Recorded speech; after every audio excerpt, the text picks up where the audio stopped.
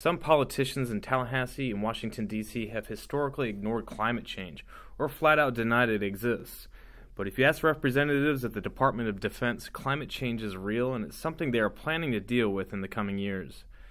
The United States Armed Forces has 562,000 installations and 4,800 sites across the globe, and as former DoD Comptroller John Conger describes the DoD thought behind it, it's, quote, "It's happening and we're going to have to deal with it."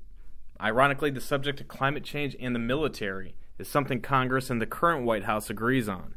In November 2017, Congress approved the National Defense Authorization Act for fiscal year 2018, and President Trump signed the bill into law the following month.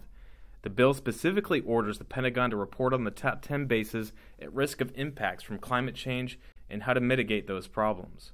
Conger characterizes it in three ways how the military thinks about climate change. Number one, the impact on today's mission, the flooding or impact to infrastructure. Number two, how it's going to change the portfolio of the mission for the future, meaning the increased number of natural disasters the military is called to. And three, it's more geopolitical. Around the world as climate changes, it creates food instability and water scarcity. In Florida, 3 military sites come up consistently as areas that will see significant impacts of sea level rise by the year 2100. Eglin Air Force Base in northwest Florida, Naval Station Mayport near Jacksonville, and Naval Air Station Key West. Those sites could see a 6.3-foot rise in sea levels by the year 2100, according to the 2013 National Climate Assessment. The gradual effect of climate change is giving the military time to plan for what they see as inevitable.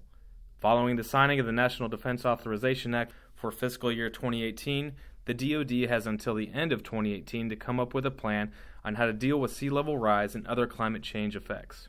As officials work on preparations, it is clear that the security of our country depends on the military readying itself to avoid future calamities involving the effects of climate change.